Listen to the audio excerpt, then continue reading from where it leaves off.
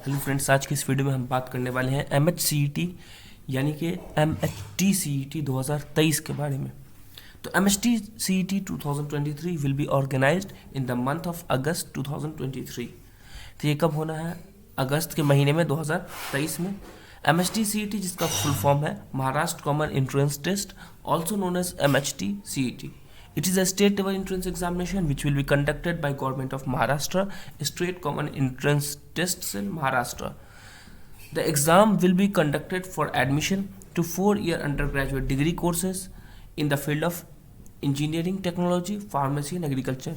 तो 4 कोर्स है हमारा यहाँ पर, इंजीनियरिंग टेक्नोलॉजी, फिर फार्मेसी और एग्रीकल्चर। अगर आपको इन कोर्सेज में एडमिशन लेना है महाराष्ट्र के अंदर, महाराष्ट्र स्टेट गवर्नमेंट कॉलेज में, तो आपको MHTCET का एग्ज़ाम देना पड़ेगा। इसके कुछ हाइलाइट्स देख लेते हैं कि MHTCET हाइलाइट्स क्या है। हमारा एग्ज़ाम का जो नेम है वो MHTCET 2023 होगा। फुल फॉर्म तो मैंने आपको बता दिया, महाराष्ट्र कॉमन एंट्रेंस टेस्ट। जो बॉडी इसको कंडक्ट कराएगी वो है state common entrance test cell, जो कि महाराष्ट्र की बॉडी है, और ये एग्ज़ाम स्टेट लेवल होगा। अंडर ग्रेजुएट एग्ज़ाम है, यानी कि जो लोग 12th करने के बाद अंडर ग्रेजुएट यानी कि ग्रेजुएशन में एडमिशन लेना चाहते हैं उनके लिए है। ऑनलाइन मोड होगा एप्लीकेशन, मतलब आपको कहीं पे फॉर्म अवेलेबल नहीं कराया जाएगा, ऑनलाइन फॉर्म आएगा और आपको ऑनलाइन फॉर्म फिल करना है। एग्ज़ाम का मोड है ऑनलाइन भी है या ऑफलाइन भी है, ये आपको बाद में बताया जाएगा अथॉरिटी के द्वारा। इंपॉर्टेंट डेट के बारे में बात कर लें। टेंटेटिव डेट है, मतलब ये डेट 10 दिन, 15 दिन या 20 दिन आगे पीछे हो सकता है इसमें। ऑनलाइन एप्लीकेशन फॉर्म स्टार्ट होगा सेकेंड वीक ऑफ फरवरी में इसका फॉर्म आ जाएगा। लास्ट डेट है सबमिट करने का 3rd वीक ऑफ अप्रैल।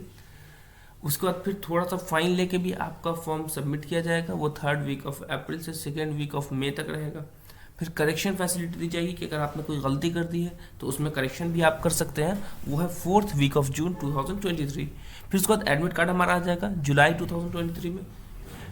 फिर उसके बाद MHTCET 2023 एग्ज़ाम डेट होगा 1st week of August to 2nd week of August, जो है वो इंजीनियरिंग वालों के लिए, और 2nd week of August to 3rd week of August 2023 agriculture वालों के लिए। फिर उसका रिजल्ट डिक्लेयर कर दिया जाएगा सितंबर 2023 में, और फिर काउंसलिंग जो हो जाएगा वो आपको अक्टूबर 2023 में।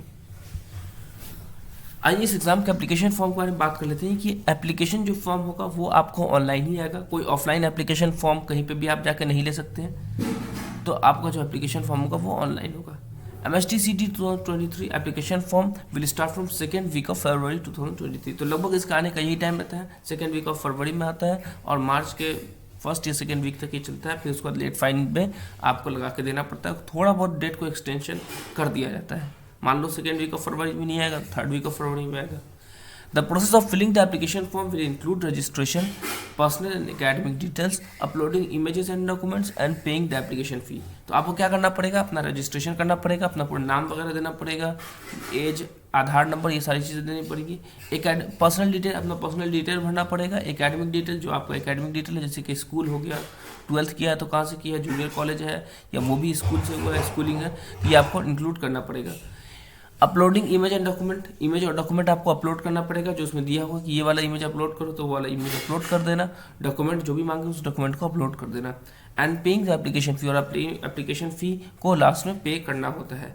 Candidate will also get the correction facility provided by the authority for last week of June 2023। तो करेक्शन फैसिलिटी आती है कि अगर मान लो तुमने कुछ गलती कर दी है, कुछ किसी चीज़ को कुछ गलत कर दिया है, लेकिन याद रखना बेसिक करेक्शन नहीं होता है। जैसे कि तुमने अगर नेम में ही गलती कर दी कि अपना नाम गलत कर दिया या अपने फादर्स नेम गलत कर दिया, कोई बहुत इंपॉर्टेंट डिटेल जैसे कि डेट ऑफ बर्थ गलत कर दिया, तो इसमें आपको करेक्शन फैसिलिटी प्रोवाइड नहीं किया जाता है। लेकिन बाकी छोटी मोटी अगर कोई गलती हो गई है, एड्रेस में कोई गलती हो गई, इधर उधर छोटी मोटी गलती हो गई, तो उसमें करेक्शन फैसिलिटी प्रोवाइड किया जाता है। तो ऐसा भी नहीं है कि आप कुछ भी फॉर्म के टाइम में फिल कर दो और फिर उसके बाद फिर आप जाके कहो कि यार मुझे करेक्शन फैसिलिटी में ये चीज़ प्रोवाइड नहीं कराया गया। The last date to submit the application form will be the 3rd week of April 2023। तो लास्ट डेट आपका 3rd week of April 2023। मैंने इससे पहले भी यही बात करी थी। Candidate must ensure to fulfill each eligibility norms as form will be accepted only for eligible candidates। तो अगर आप एलिजिबल नहीं होंगे इस एग्जाम के लिए, तो आप अगर कंपटीशन क्रैक भी कर लेते हैं, उसके बावजूद आपको एडमिशन नहीं दिया जाएगा क्योंकि आप एलिजिबल ही नहीं है।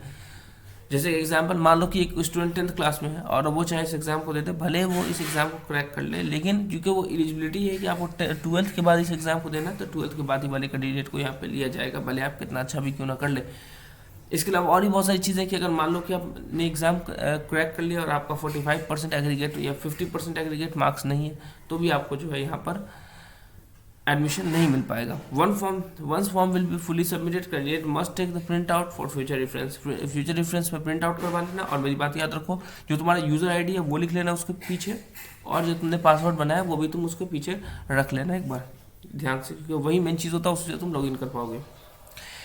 The application fee for MST CET will be paid by online mode. Application fee भी आपको ऑनलाइन मोड देना है, कहीं पे जाकर जमा नहीं करवाना है, पोस्ट ऑफिस से क्या ये सब चीज़ें नहीं होंगी। Candidate will be able to pay fees by payment gateway of credit card, debit card और नेट बैंकिंग के जरिए आप कर सकते हो इसको पे। यहाँ पे फी जो है वो जनरल है, जम्मू कश्मीर माइग्रेंट है या आउटसाइड महाराष्ट्र OMS कैटेगरी में 800 रुपये, और ST SC PWD इन लोग के लिए 600 रुपये। और एलिजिबिलिटी क्राइटेरिया के बारे में जान लेते हैं। तो candidate must check below MST CET eligibility norms 2023 before applying it. तो आप एलिजिबिलिटी जो है वो पूरा का पूरा पढ़ लो, जिसमें से मैंने कुछ जो है तुम्हें बता रखा है कि नेशनलिटी जो है वो इंडियन नेशनल है, जो इंडियन नेशनल है, जो इंडिया के निवासी है, उनके लिए जो है ये एग्ज़ाम है वो अवेलेबल है, मतलब वो एग्ज़ाम आप दे सकते हैं। अच्छा, क्वालिफिकेशन जो होना चाहिए वो 12th में होना चाहिए, HSC में वो एक रिकॉग्नाइज बोर्ड से होना चाहिए। रिकॉग्नाइज बोर्ड अगर आपको नहीं पता तो मैं बता दूं कि जो भी स्टेट गवर्नमेंट बोर्ड हो या जो भी सेंट्रल गवर्नमेंट बोर्ड है, जो सेंट्रल बोर्ड हो वो सारे के सारे स्टेट रिकॉग्नाइज बोर्ड हो। जैसे सेंट्रल बोर्ड में आपको CBSE एंड ICSE हो जाएगा, और स्टेट बोर्ड में जैसे महाराष्ट्र बोर्ड हो जाएगा, कर्नाटका बोर्ड हो जाएगा, UP बोर्ड हो जाएगा, राजस्थान बोर्ड हो जाएगा, झारखंड बोर्ड हो जाएगा, बिहार बोर्ड हो जाएगा, वो सारे के सारे स्टेट बोर्ड होंगे, वो सारे रिकॉग्नाइज बोर्ड है। मार्क्स जो होंगे वो आपको मिनिमम जो है कैंडिडेट को 45% होना चाहिए, और 40% रिजर्व कैटेगरीज वालों के लिए। रिजर्व कैटेगरीज में हमने बात करी ना इसकी, तो ये नीचे में जितने भी SC ST OBC इन लोगों के लिए 40%, और हम लोग के लिए जो है वो 45%। अपेयरिंग स्टूडेंट यानी कि जो इस साल जिनका रिजल्ट आना है, यानी कि जिसका रिजल्ट आएगा 2023 में, वो भी इस फॉर्म को फिल कर सकते हैं। जिसका रिजल्ट 2023 में आएगा वो भी इस फॉर्म को फिलअप कर सकते हैं। मान लो उसने 2023 में उसने 2023 के लिए उसने फॉर्म भरा, ठीक है, 2023 में एग्ज़ाम में अपीयर हुआ, लेकिन अभी तक उसका रिजल्ट नहीं आया है, उसका रिजल्ट मई जून तक आएगा या बाद में आएगा, अगस्त में आएगा, तो वो भी फॉर्म अप्लाई कर सकता है। लेकिन एडमिशन के टाइम में आपको वो सारी चीज़ें फिर वो देनी पड़ेगी, वो एडमिशन टाइम में आपको ज़रूरत पड़ेगी, ठीक है। और अगर आपको ये एलिजिबिलिटी क्राइटेरिया में अगर आप अप्लाई नहीं कर रहे हैं तो आप ये एग्ज़ाम नहीं दे सकते। अगर देंगे तो आपको कोई फ़ायदा नहीं होगा। तो मिलते हैं फिर अगले वीडियो में एक नए टॉपिक के साथ, और इसका अगर आप पार्ट 2 चाहिए तो आप मुझे बता दीजिएगा, पार्ट 2 भी बना देंगे। और अगर ये वीडियो पसंद आया तो लाइक कीजिए, चैनल को सब्सक्राइब कीजिए। मिलते हैं नेक्स्ट वीडियो में। अल्लाह हाफिज़।